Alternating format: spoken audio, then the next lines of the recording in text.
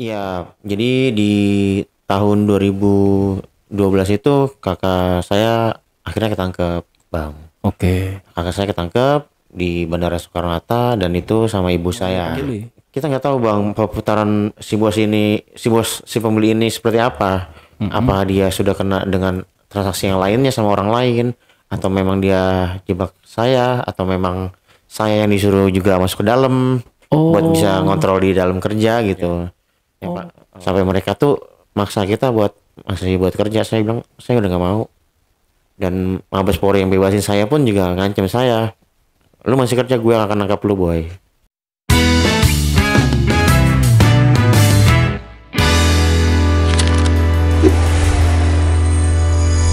Curhat dong Bang Ale. Assalamualaikum warahmatullahi wabarakatuh. Jumpa lagi dengan saya, Andi Jejak Backpacker. Host yang tidak terlalu tampan, tapi cukup bisa bikin kamu nyaman. Di malam ini saya sudah kehadiran seorang narasumber yang katanya dia pernah menjadi seorang kurir pengantar. Wah, cadas nih cerita. Seperti apa kisahnya? Kita sambut aja langsung narasumber kita. Assalamualaikum Bang Tama. Waalaikumsalam, Apa kabar Bang? Sehat, Sehat, alhamdulillah. sehat Bang. Sehat. Alhamdulillah. Yang penting sehat dulu ya Bang. Sehat ya. aja dulu. Oke siap. Oke Bang Tama. Dari mana Bang Tama? Saya dari Kota Bambu Selatan, Selipi, Palmerah, Palmerah, Jakarta Barat. Jakarta Barat. Jakarta Barat. Oh, kalau nggak salah saya baru baca berita kemarin ya. Mm-mm. Ada di Antv itu ya. Habis ada penggerebekan atau apa gitu. Oh iya, beritanya itu ya, Berita ya? 3 bulan yang lalu. 3 bulan yang lalu Ada ya. gerebekan. Oke. Bang Tama dulu menjadi kurir, benar ya? Kurir. Kurir. Kuriran. Di umur berapa itu Bang? Aku di usia dari SMP sih, kelas SMP? 3 udah mulai gabung. Oke, kalau gitu coba Bang, gimana ceritanya nih Bang? Awal bisa mengenal, bisa sampai menjadi kurir Bang. Diceritain coba Bang. Awalnya sih yang pasti dari lingkungan rumah ya, Bang. Oke, Lingkungan rumah, bahkan lingkungan keluarga kita juga, keluarga. Oke. Karena keluarga kita juga bergabung dalam lingkaran itu pastinya. Keluarga Bang. Keluarga, tepatnya sih kakak saya dan ibu saya. Ini nggak salah dengar nih saya nih Bang. Iya, Bang. Jadi yang memang terlibat itu abang, kakak, sama ibu. Iya. Waduh. Oke. Sejak ya orang tua kita yang laki nggak ada juga jadi pada nekat semua ngelakuin hal ini, pekerjaan ini, karena yang pasti dari biaya ekonomi kita, buat finansial kita berantakan saat itu. Hanya ada salah satu cara buat bekerja, bertahan hidup itu ya kerja haram ini. Oke. Gitu. Awal mulanya gimana sih Bang Tama kok bisa tahu atau bahkan bisa kenal gitu ya barang-barang haram gitu Bang? Awal mulanya kita sih, kalau saya pribadi saya ngikut kakak saya di awal ya, Bang. Kakak saya karena dia yang udah bergabung dan lebih bisa berkomunikasi dengan warga negara lain. Oke. Dia bisa berkomunikasi dengan warga negara lain, jadi bisa masuk jaringan-jaringan internasional, masuk barang dari negara lain ke Indo. Kita lah orang-orangnya saat itu, Bang. Oh, jadi kakak ini memang udah punya relasi cukup luas ya? Kakak cukup Di saat luas, itu ya? cukup luas. Abang sendiri tahu waktu itu memang pekerjaan kakak sudah seperti itu? Tahu, tapi ibu kita nggak tahu. Oh, ibu nggak tahu. Karena banyak motifnya kan di pengiriman atau pengambilan itu kan banyak motifnya, Bang, berupa barang-barang pakaian atau perhiasan atau aksesoris lah lebih tepatnya. Oh, kamuflase lah itu ya, Bang? Kamuflasenya, sabotasenya tuh banyak di area kurir itu banyak. Oke. Lanjut. Terus akhirnya dari kenalan kakak itu mulai nih Bang Tama mulai. Iya, jadi di tahun 2012 itu kakak saya akhirnya ketangkep, Bang. Oke. Kakak saya ketangkep di Bandara Soekarno-Hatta dan itu sama ibu saya. Saya jadi sering besuk ketika Ya, ini ketangkapnya tangkap tangan atau ketangkap memang sengaja sudah DPO nih? Ketangkep tangan ketangkep tangan. Karena dia harus mengambil barang itu kan di Bandara Soekarno-Hatta kan. Oke. Dia harus ngambil barang dan pengirimnya dari Pantai Gading itu di tempat Bang, udah ditembak. Oh. Jadi kakak saya dan ibu saya datang, biasanya jalur kereta tiba-tiba disuruh ke Bandara Soekarno. Oh, udah dijebak Oh ya. ya, udah dijebak. Oke. Dan dicari siapa yang ngambil barang ini. Ternyata itu kakak saya dan ibu saya. Itu berlangsungnya tahun 2012, akhirnya kakak saya kena. Kakak saya jalanin hukuman itu vonis seumur hidup. Seumur hidup. Seumur hidup. Sedangkan ibu saya bisa dipulangkan karena kakak saya lah yang pasang badan saat itu. Oke. Seumur hidup apa Bang yang kena tuh? Saat itu apa buktinya berupa apa tuh? Saat itu berupa es ya Bang jenisnya. Oh, serbuk putih. Serbuk putih. Oke. Serbuk putih itu 20 kiloan. 20 kilo ya. Wah, Itu gede juga tuh. berupa lilin Imlek kan saat itu. Karena Januari itu. Oke. Awal tahun. Oke. Di dalam DVD juga ada ya jenis-jenis aksesoris di situ di dalamnya semuanya. Jadi bungkusnya tuh misalnya kayak bungkus VCD gitu ya. VCD, Cuma dalamnya serbuk putih. Terus bungkus pakaian gitu ya. Iya. Oke. Semua itu ya. Oke, nah setelah kakak kena ketangkep, akhirnya Bang Tama sering besuk nih. Sering besuk kita. Jadi setiap Sabtu libur sekolah di lapas tersebut kita bisa kunjung gitu di waktu-waktu tertentu dan kita jadi saling kenal sama napi teman-teman dari kakak kita. Dan di balik itu juga kita ekonomi kita keganggu nih, kakak kita masuk ya kan. Jadi banyak yang hubungin saya juga gitu karena reputasi kakak saya selama di dalam itu sangat cukup baik gitu loh Bang. Jadi saya dihubungin buat bisa bantu pekerjaan mereka semua. Oke, jadi turun nih. Turun. Dari kakak turun ke Bang Tama. Betul Bang. Oke, nah awal kali mulai pertama kali tuh nganter kemana itu Bang? Awal pertama kali mulai itu kita ngambil dulu Bang. Oke. Ngambil di daerah Cengkareng untuk kirim ke Depok. Oke. Itu lewat jalur kereta kita biasanya. Setelah itu pindah tangan lah ke si pembeli dari bos si pembeli ini. Oke. Gitu. Karena kan banyak tangannya lah Bang di bidang ini. Itu di era 2012 itu. Itu setelah misalnya nih Bang Tama nganter nih, ketemu di satu daerah dengan satu orang. Setelah serah terima itu tuh langsung uang terima. Uang terima itu setelah kita antar lagi Bang. Kita terima, kita antar, kita pulang udah itu uang sampai ke rekening saya. Oh, oke. Jadi jujur aja ya Bang, kita tuh nggak tahu bos kita itu siapa. Nggak tahu. Kalau nomor pekerja ini di dunia kurir ya Bang. Iya. Kalau biasanya di pekerja itu ada kodenya Bang, nomornya. Dia bisa menggunakan dengan nomor negara lain. Oh, ciri khasnya tuh. Oh, berarti dia emang nyuruh kita. Oh, gitu. Gitu Bang tandanya. Berarti bukan nomor Indonesia gitu ya? Oh, bukan. Itu udah pasti nomor luar, nomor ini, kode-kode ini. Dia telepon dan kita nggak bisa telepon dia balik. Dia yang telepon kita. Untuk nganter ini. Udah kita antar, kita ambil atau kita ambil, kita antar, sebaliknya gitu. Oh, jadi kita nggak bisa nih telepon dia nih? Nggak bisa. Berarti kita bener-bener memang harus nunggu nih ya, nunggu perintah dari dia gitu ya? Betul. Oke, biasanya berapa banyak itu yang dibawa Bang? Minimal itu biasanya dari 5 box teh Cina ya. Biasanya itu 5 kiloan Bang minimal 5 kilo. Itu nominalnya berapa Bang kalau boleh tahu? Kita bayaran itu sekilo itu 10 Bang. 10 apa? 10 juta 10 juta sekilo. Oke. Sekali 10 juta. Berarti sekali jalan 50 juta. 50. Sekali nganter atau sekali ngambil itu 50. Oke. Kalau 5. Biasa kalau partainya besar gitu kita ya udah paketan sama dia.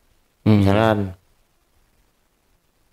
oh lu mau ngambil gak ini segini barangnya tapi bayaran segini, ya udah kita ambil gitu loh bang. Oh, kayak borongan lah. Borongan gitu Oke, ada kayak ada sesi-sesi begitu juga. Oh gitu ya. Heeh. Udah kayak mau order apa, kayak mau bikin, misalnya gue mau bikin dapur nih, ya kan, ini gue kasih 10 juta, lo mau nggak? Mau ambil. Ya, begitu. Ada sesi-sesi begitu juga bang, dibayarnya sekilo 1 juta tuh ada juga sesi begitu. Oh, dan itu yang nentuin harga? Itu nego juga kita sama nego. si yang nelfon itu. Oke. Nah, setelah transaksi Bang Tama selesai nih, ya kan? Oh, mungkin berpikirnya gimana? Oh, gampang nih misalnya nyari duit ya ternyata ya. Gimana tuh, Bang? Jadi kadang kalau di bidang kurir ini kan kita ada feeling juga ya bang. Kalau merasa kita nggak yakin, nggak pede, bisa kita oper dengan orang yang kita percaya juga gitu. Kita paling kasih nomor ke temen juga, misalkan kamu ambil ini nih, di tempat ini, tolong antar ke sini. Itu bisa saya juga suruh juga ke orang lain gitu untuk ngambil. Oke. Itu untuk ngambil. Kalau udah berhasil, dia info ke saya juga, orang saya langsung dapat uangnya itu kita bagi dua atau 70% 30%. 70-nya untuk yang kerja, ada juga sesi kayak gitu sih bang. Sesuai kesepakatan lah ya. Tapi pernah nggak bang, misalnya Bang Tama nih lagi feeling lagi nggak enak nih, nyuruh orang kepercayaan gitu ya. Ternyata orang yang kita kepercayaan ini malah belok gitu bang. Melenceng ya. Melenceng. Nipu gitu, Nipu. bawa kabur. Itu pernah. Oh pernah. Pernah. Itu pernah ada kejadian kayak gitu, seperti itu. Karena kan kalau di kurir ini kan bandar yang nyari si pekerja, bukan si pekerja yang nyari bandar. Oke. Jadi dia lebih tahu orang ini asalnya dari mana, tempat tinggalnya dari mana. Kita yang udah dicap dulu dari awal sih. Oh, lu udah punya tanda nih. Lu kalau lari ke sini, kita tuh yang udah diikutin dulu bang, baru kita kerja. Kita udah tahu dulu profil kita itu di mana. Gitu. Dia mau kabur kemana itu pasti ketemu. Pasti ketemu. Pasti ketemu. Banyak teman kita malah dibikin masuk, malah dibikin penjara. Siapa yang nih kitanya? Yang nipu itu. Oh, yang nipunya. Dia sekali nipu kan pasti akan nipu terus bang kerjanya. Oh iya. Dan endingnya dia sendiri yang masuk. Oke, karena dia mungkin ngerasa nyaman, dapat gratisan, tapi gue bisa dapat duit ya gue coba main sendiri lah nih gitu betul. ya. Oke. Yang halal hanya sakit hati ditipu, apalagi yang haram ya bang ya kan. itu banyak kejadian sih bang. Itu hancur itu orang. Hancur. Beritanya bisa malah siksa di dalam gitu. Tapi bener nggak sih bang? Sebenarnya kan circle sindikat-sindikat ini kan biasanya memang mereka udah saling kenal lah ya ibaratnya. Katanya gini nih, oh ternyata nih dia nih yang gue suruh tadi ternyata belok dan dia malah lari ke sindikat yang lain. Itu bisa dapat info gitu ya? Bisa dapat info, itu nggak akan kemana-mana infonya. Kita saat itu dulu juga ada grup kan. Oke. Grup di Facebook itu kalau orang-orang yang bermasalah itu ada di infonya di situ semua. Oh. Orang ini bermasalah, orang ini nipu, orang ini bawa kabur, atau orang ini berteman dengan polisi, jadi dinumbalin, jadi pengkhianat gitu Pak. Pernah ada bang di saat itu. Oh, ada database-nya. Ada database, data pekerjaannya tuh kita tahu semua. Bang Tama waktu itu umur berapa bang? Saat itu saya umur 16. Berarti masih sekolah? 16. Itu kelas 2 SMK. Gua kelas 2 SMK. Ada sih kenal dikit. Enggak sih. Apa cuma memang kalau jauh tahun-tahun 2000-an dulu memang nggak terlalu gampang viral seperti sekarang sih ya. Kadang-kadang memang kita di tongkrongan ada aja nih teman yang bawa selintingan gitu kan. Cuma sih saya alhamdulillah dari dulu gitu ya, saya nggak pernah berani mau nyentuh gitu loh. Gitu. Paling ngerokok aja, saya ngerokok sama minum sih paling. Tuh. Nah bang, buat jadi kurir ini kan kita udah tahu nih ini kerjaan yang salah gitu, kerjaan yang haram gitu ya. Sangat. Ada rasa khawatir nggak sih bang? Kalau di saat itu mungkin ya pede-pede aja gitu loh bang, karena kita merasa dijamin sama atasan kita sendiri. Kita Oh, sangat dijamin, mau hidup di luar mau di dalam, sampai di dalam pun kalau kita baik-baik aja, nggak seperti orang yang tadi nipu itu, ya kita baik-baik aja sebenarnya. Kalau di dalam dia akan yang jamin kita sampai di dalam. Bahkan ketika kita di dalam, keluarga kita pun di support finansialnya sama mereka. oh gitu ya. Iya, itu sampai yang penting jangan jadi pengkhianat saat itu. Hmm, Keluarga pun ya, termasuk tadi kakak saya bisa saya sekolah gitu, karena support dari atasannya kakak saya itu kan. Kakak saya kan notabene juga di lingkaran itu cukup bagus, sampai kita dibangunin rumah saat itu. oh gitu. Ini kakak masih bang di dalam. Kakak saya itu bebas di 2018. Oh akhirnya divonis Dia bebas. karena kita ngurus remisi semua, ngurus PB ke Oke. bapak semua kita urus, Oke oke. dan Jadi berkelakuan baik sih.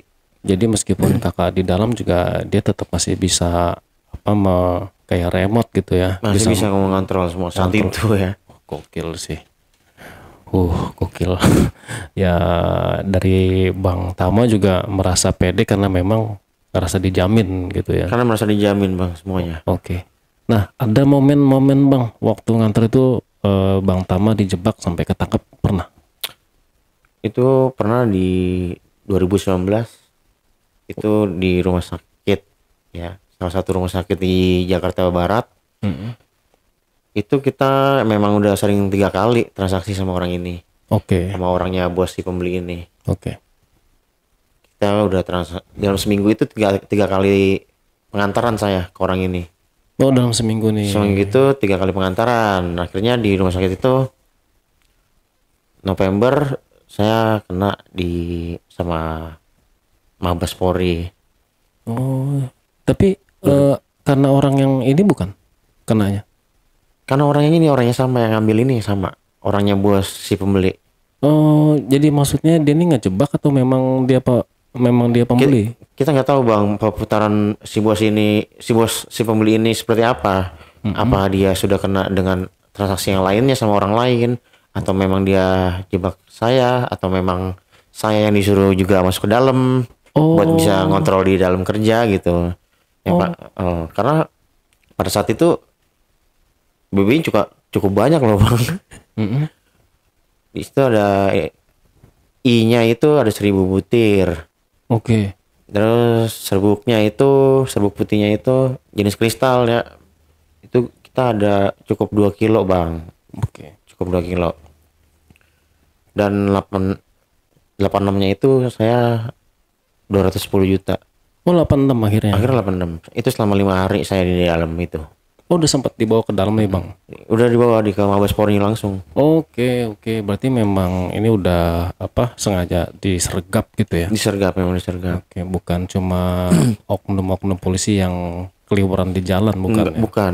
Bukan ya. Memang udah seperti udah diikutin kita itu dengan barang. Seharusnya sih dia kalau mau nangkap saya memang dari awal itu sebelum 3 kali transaksi sih bang. Memang ini kita nggak tahu kan, si bos pembeli ini anak buahnya ngelakuin salah apa di luar, kita nggak tahu, sampai kita yang jadi mungkin ditukar pala atau sama dia gitu bang.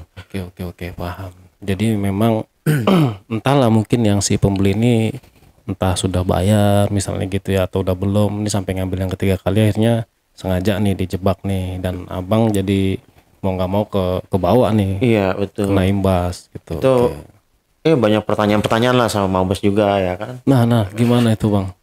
Itu kita kita ini kan kita balik lagi bang, kita nggak tahu siapa yang nyuruh kita, bos-bos kita gitu.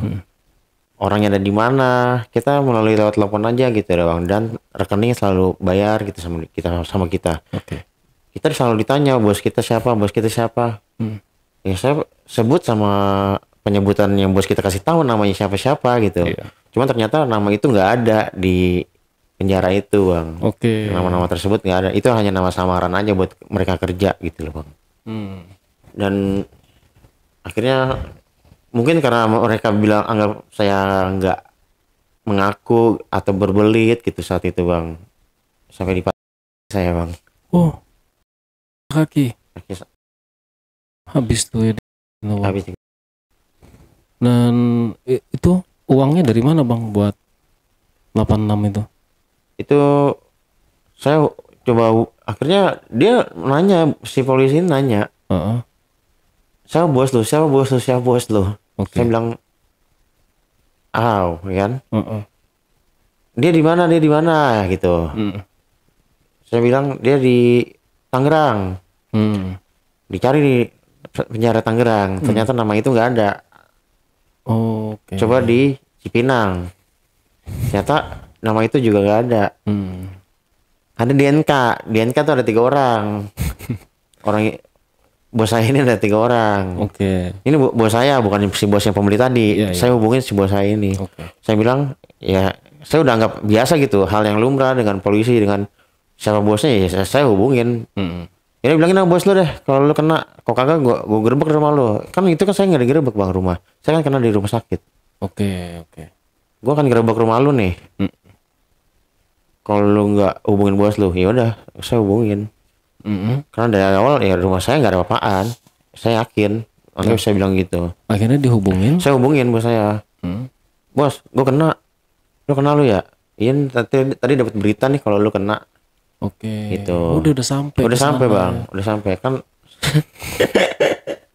Karena udah 5 hari bang kita di situ. Oke. Kita udah 5 hari di situ. Tembok itu tuh tembus bang di situ. Tembok itu ternyata. Oh nyampe. Oh, lu kena ya boy. Ya udah. Akhirnya bos gue yang transfer bang. Tanpa tukar pala. Nggak seperti orang-orang yang lainnya gitu. Orang ketangkep. Kalau pemakai atau bandar itu tukar pala itu sangat gampang. Kalau kurir bingung kan bang. Iya. Bingung. Kalau kurir itu bingung. Kita nggak ada transaksi sama si pembeli. Kita juga nggak ada transaksi sama si penjual. Nggak tahu kita. Oke. Kita komunikasi sama orang kerja gitu loh bang. Dan yang menyebut nominal itu siapa? Yang nyebut itu bos sama bos aja udah. Bos sama bos aja Ya, langsung. petinggi. Oke. Ya udah, kita kan di situ juga dengar. Ya udah gue negosiasi ya antara polisi sama bos saya gitu. Ya bos saya juga cukup dikenal bang, namanya gitu. Oke. Oke. Ya lingkaran. Dan akhirnya keluar tuh. Keluar. Oke. Nah setelah ketangkap itu gimana bang perasaan? Ada rasa takut, kapok atau gimana? Mungkin saya udah cukup sampai situ aja kali ya kan, untuk bisa bekerja lagi. Udah nggak ada lagi orang yang saya percaya di lingkaran itu. Dan di 2018 juga saya udah ngeliat contoh kakak saya bebas. Akhirnya saya mutusin ya udahlah kita stop aja ya. Dan gue juga harus keluar dari zona ini semua. Gue harus tinggalin, gue harus blokir, gue harus ganti kartu. Dan gue selalu bilang sama bos gue udah berhenti. Gue mau cari kerja yang baik-baik aja. Sampai mereka tuh maksa kita masih buat kerja. Saya bilang saya udah nggak mau. Ini di 2019 akhir Desember sampai Januari tuh mereka masih pada hubungin saya. Oke. Dan Mabes Polri yang bebasin saya pun juga ngancem saya. Lu masih kerja, gue akan nangkap lu boy. Mabes udah ngemop saya begitu. Lu masih kerja, masih ketahuan lu kerja, lu yang gue tangkap. Hari ini lu bebas tapi lu nggak akan kenal lagi. Lu pasti gue cari sampai kenal lagi. Oke. Udah diancam bang. Ya udahlah, gue pilih stop aja lah. Tinggalin ini semua. Gue jalanin hidup lebih baik. Udah, gue tinggalin semua. Ya, cari kerjaan yang benar, yang halal, lebih tenang gitu. Terus kakak gimana setelah lulus? Setelah lulus pesantren, ini kakak gue itu jadi buka usaha kan. Oke. Usaha di rumahnya juga sambil berjualan. Oh, udah bisa move on lah ya. Buka warung kelontong gitu. Udah berhenti total. Udah berhenti ya. total. Nah bang, gue juga dulu kan punya lah teman-teman lingkungan Betul. kayak gitu lah ya, tahu gue juga. Biasanya nih bang, ini sih lebih ke BD ya. BD tuh biasanya suka banyak tuh cewek yang deketin tuh. Ya kan. Jadi memang kadang-kadang banyak cewek-cewek yang sengaja ngedeketin cuma karena pengennya dapat barang gratis. es teman kita sebutnya es teman tuh STM bang. ya. Serbuk tukar Serbuk tukar MMK gitu ya. MMK. Ada itu memang. Iya, Di era ada. saya juga ada bang. Sampai sekarang mungkin kalau kita dengar-dengar begitu. Cuman itu suatu pantangan buat si pekerja sih bang. Kalau buat main cewek. Oh, kalau buat si apa pekerja kayak abang ini kurir gitu itu pantangan. Pantangan. Kita nggak boleh komunikasi sama orang-orang yang ya seharusnya kita nggak boleh, jangan kita coba deh. Cukup diri sendiri aja yang tahu. Kita ada uang ya udah, kita nggak ngapain kita harus tukar-tukar begini buat dapat itu. Iya, Ya udah kalau memang lu mau maksiat ya udah, lu dia punya harga dibeli aja sekalian gitu loh bang, beli putus. Iya. Prostitusi sih di era itu kan mungkin banyak juga kan di zaman itu. Ya sekarang banyak juga sih. Itu pantangan bang, itu nggak bisa kita. Oke. Beberapa pekerja sih mereka jawab itu nggak boleh. Nggak boleh ya, itu udah salah satu bagian dari rules lah gitu ya, Rules, peraturan iya, yang nggak peraturan. boleh dilanggar ya. Karena memang saya dulu punya teman bang, itu dia memang nggak gede sih bang, beda kecil lah gitu ya, karena dia tuh ya, tergoda sama wanita gitu. Ya awalnya sih nggak ada masalah tuh ya kan, ya happy, mereka have fun gitu lah, dan akhirnya ya kena cepu lah itu. Ya karena kan gini loh bang, serbuk kristal ini kan efeknya juga bikin Bikin nengas ya. bikin nengas, halusinasi kita tuh lebih tinggi. Jadi rasa penasaran tuh lebih tinggi deh. Yang mana yang serbuk putih? Serbuk putih kristal ini, Oh, gitu. itu Oke, cukup oke. tinggi, lebih gila gitu. Dia bisa ngelakuin hal apa aja buat dapetin juga. Karena si cewek ini tahu taktiknya, tahu triknya. Kalau habis pengguna itu kan mereka pasti otaknya kotor semua gitu loh bang. Habis konsumsi gitu, mereka tuh kotor, pasti tujuannya ke situ semua. Orang Maka banyak banget itu orang-orang kena karena dijebak, diajak ngespray gitu. Iya. Malah dijebak, ternyata ya itu udah hukum alamnya gitu loh. Mereka udah dijebak itu. Ya, karena si cewek ini juga ternyata lagi kerja gitu Lagi kan. kerja, mereka kerja yang salah juga itu. Banyak kejadian. Tapi sih katanya bang, kalau buat si ya cepu-cepu kayak gini katanya itu apa, nyawanya terancam lah sebenarnya. Cepu ini jangan sampai masuk bang. Cepu jangan sampai masuk. Lo mau jadi cepu aja, jangan make. Lo pasti apes. Gue memang nggak pernah di dalam, tapi gue tahu berita di dalam siapa, dan gue tahu orang-orang di dalam tuh siapa aja dan gimana kabar di dalam tuh gue tahu. Oke. Itu di sampai 2020 gue tahu berita-berita itu. Misalkan sering gue dapat berita itu kalau jadi cepu itu ya, kalau nggak gila ya mati bang. Ya. Pernah sih bang, kita ada juga narasumber nih ya, dia BD lumayan besar lah bang. Dia juga ada cerita tuh, ada cepu kayak gitu tuh, dia masuk ke dalam, ya pas di dalam lewat bang. Lewat bang, nggak lama. Iya nggak lama katanya. Yang berat itu pertama cepu, yang kedua polisi kalau sampai masuk. Iya. Polisi sampai masuk, dan ketiga itu pencabut itu bang. Itu nggak ada selamatnya itu bang. Oke. Iya banyak sih. Untuk kasus tiga kasus itu, waduh, musuhnya orang narkoba itu bang. Buat bercandanya orang itu pasti dia tuh. Bercandanya nggak main-main ya. Iya. Karena apalagi kalau cepu ya banyak orang sakit hati karena dicepuin. Yang pasti itu tempatnya orang sakit hati semua tuh. Iya. Penjara itu. Terus polisi, ya udah pasti mereka ditangkap polisi awalnya gitu loh bang. Iya. Maka jangan sampai oknum polisi ini bisa masuk penjara di tempat yang umum gitu. Binaan-binaan masyarakat yang umum itu bahaya banget. Dan yang ketiga jangan sampai ada pencabut. Pencabut itu karena beberapa napi kan pada rindu kangen sama keluarganya. Mereka kebayang kalau anak kita sendiri yang digituin. Oke. Itu sih bang kebanyakannya. Tapi pernah nggak ada yang coba deketin Bang Tama? Untuk apa nih bang? Ya cewek lah gitu. Oh banyak bang godaannya. Banyak ya. Banyak. Kalau di 2022 gitu kita main Instagram, kita coba komunikasi sama rekan kita yang udah bebas juga dari NKB ini. Mungkin kan dia udah lupa ya kan. Ini kejadian-kejadian yang 5 tahun yang lalu atau 6 tahun yang lalu. Oi, apa kabar? Ini siapa? Gue Tama. Oh, mereka lupa sama nama gue bang. Paling dia bilang, oh yang beda itu ya. Dia bilang begitu. Udah.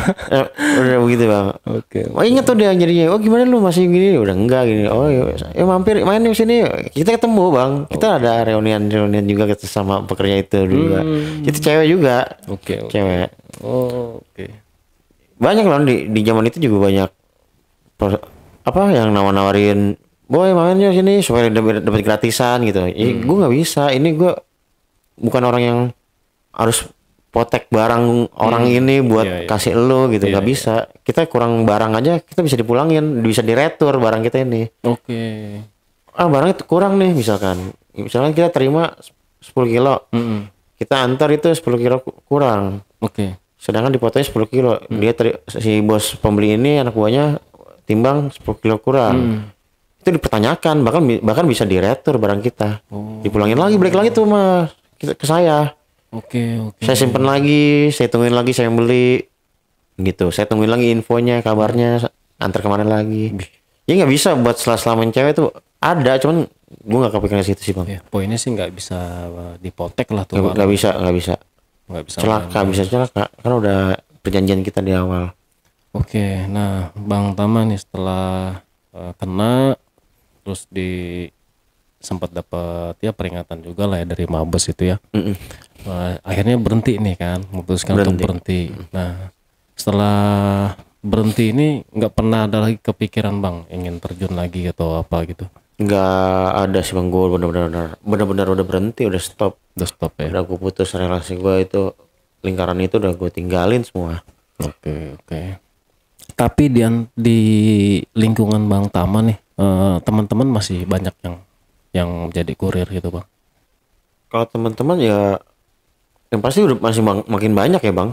Makin banyak karena teruntuk di warga Kota Bambu Selatan ini, Kampung Boncos ini kan memang notabene udah ada blacklist juga dari perusahaan-perusahaan. Kalau mereka itu mau ngelamar kerja itu pasti udah di blacklist. Udah terkenal. Udah terkenal sama HRD perusahaan-perusahaan company manapun. Kamu tinggal di mana? Sleepy mana? Palmerah, Kecamatan Palmerah, Kota Bambu Selatan, kelurahannya. Dia udah di blacklist bang, khususnya untuk Jakarta ya. Kan udah masuk zona merah ya kan. Yang di berita itu di situ bukan sih kemarin yang ada ditangkap berapa puluh orang itu? Iya, itu di situ. Oh, itu di situ. Wah, itu sih. Itu ya rumah saya memang di situ. Oh, di situ. Di Boncos, betul. Oke. Oh, itu sih gokil. Ada rumah saya di Boncos. Itu saya lihat alat-alat itu sembarangan aja. Berantakan. Gokil itu sih. Itu di 2024 ya, Bang? Itu di 2024. Kalau di saya kecil itu sampahnya bukan plastik serbuk kristal itu, Bang. Apa tuh? Bukan bong itu sampahnya. Kalau di saya kecil itu insul terus. Oh, insul. Jarum. Zaman dulu terkenalnya PT sih ya. Kita kalau kecil itu disuruh pakai sendal bukan takut karena kena beling, tapi kena jarum, Bang. Banyak yang OD dong sana, Bang, dulu. Banyak, Bang. Banyak ya. Banyak. Ada gang di situ, di jalur Kiapang itu ada 3 gang. Itu namanya ada nama gangnya tuh ada gang Etek, gang Puto, gang. Nah itu ada 3 itu, Bang. Oke. Yang gang Etep ini nih yang sering banyak orang OD di sini. Iya. Masuk 2 orang, keluarnya sendiri, temennya ditutupin daun pisang aja. Banyak, Bang, orang OD di situ. HIV itu banyak. Oh, banyak juga ya. Banyak. Itu termasuk bebas juga di situ. Iya, jarum suntiknya ini, Bang, di era itu zaman saya kecil. Oke. Dia ini ya, bukan jarum baru. Bukan. Dia bisa patungan, bisa berlima, berenam, mereka rame-rame di situ. Itu sejarahnya di kampung itu, Bang. Sejarahnya. Jadi di Jakbar ini ada Kampung Ambon, ada Kampung Boncos. Memang kita nggak sebesar Kampung Ambon gitu. Tapi kita nggak pernah putus barangnya di tempat itu. Oke. Wah, itu polisi pun nggak bisa, sangat sulit buat naklukin peredaran di situ. Karena lingkupannya juga sulit, banyak gang-gang yang mereka nggak bisa ngebaca. Iya. Kayak saya lihat di beritanya tuh ada puluhan orang dan ada salah satu reporter TV One itu ya, Iya. yang lagi megang alat bong itu. Wah, gokil sih itu. Oke, Bang Tama. Nah, Bang, dari ya pengalaman. Bang Tama umur berapa sekarang, Bang? Saya sekarang 29 tahun. Oke, 29 tahun. Oh, pengalamannya udah luar biasa ya, Bang. Wah, udah luar biasa sih, salut. Oke, dari pengalaman Bang Tama ini apa nih, Bang, kesimpulan yang apa mungkin ada pelajaran yang bisa Bang Tama ambil untuk sekarang bisa berbenah diri nih, Bang, untuk ke jalan yang halal. Syukur alhamdulillah, gue pribadi udah bisa tinggalin zona merah itu, keluar dari lingkaran itu. Utamakan lingkungan kita juga, karena faktor lingkungan yang pasti sangat berpengaruh buat diri kita juga. Finansial kita lebih mudah digoyang gitu dengan keadaan. Pengaruh apapun itu pasti dari lingkungan sih, Bang. Oke. Kalau kita nakal pun juga jangan setengah-setengah. Karena kalau lu setengah-setengah, lu cuma bisa ngerugiin keluarga lu juga. Kalau gila sekalian gitu loh, Bang. Iya, kalau bisa sih. Kalau bisa ya jangan. Jangan, Kalau bisa ya jangan. Oke, mungkin ada masukan nih, Bang, buat teman-teman Ali Jejak Backpacker di luar sana, Bang. Buat buat teman-teman semua yang masih konsumsi atau masih kerja, sebaiknya sih cukup lah. Cukup ya. Ya kan? Kalau lu sayang keluarga lu, kalau lu masih mau punya masa depan, itu sih memang pilihan lu, tapi lebih baik lu tinggalin lah. Masih banyak langkah yang baik kok di masa depan lu itu. Ya. Oke. Lakukan aktivitas yang bermanfaat aja, lu pasti lupa dengan hal-hal negatif itu sih. Ya. Oke, Bang Tama. Terima kasih nih, Bang. Ya, jadi asli sih ini pengalaman yang luar biasa ya buat Bang Tama. Jadi betul banget lingkungan itu berpengaruh, apalagi finansial kita juga pasti gampang goyang nih. Jadi sekarang kebanyakan orang gini, alasannya tuh ekonomi. Ekonomi, betul, Bang. Benar. Siapapun dia nih, misalnya dia mau pekerja malam, ya kan, atau profesi kayak abang gini, pasti selalu yang pertama alasannya ekonomi. Seakan-akan gitu ya, seakan-akan dunia tuh kecil gitu. Sadar, dunia tuh luas. Banyak hal-hal positif yang bisa lo lakuin. Ya. Jadi kalau misalnya lo menyalahkan ekonomi, ya tolonglah usaha gitu loh, cari kerja yang halal. Meskipun ya cari kerja nggak gampang, tapi kalau nggak lo mau usaha, lo nggak mau mulai, ya nggak bakalan dapet gitu loh. Ya, apalagi zaman sekarang tuh kerjaan nggak bisa milih-milih kita. Ada kerjaan sedikit, berapapun hasilnya, Betul. kita ambil lah dan percaya sama Allah gitu kan. Allah pasti kasih kita jalan selama apa yang kita jalankan itu benar. Betul. Gitu. Ya mungkin itu aja, Bang Tama. Terima kasih banyak buat waktunya dan Makasih, sudah Bang. mau berbagi cerita di sini meskipun tadi sempat grogi ya. Terima kasih. Oke, penonton Ali Jejak Backpacker, itulah kisah dari Bang Tama. Semoga Bang Tama juga bisa makin istiqomah ke depannya. Amin. Dan ambil positifnya, buang yang negatifnya. Bijaklah dalam menonton, jangan main asal telan aja gitu kan ya. Semoga episode kali ini bisa memberikan edukasi buat teman-teman semua.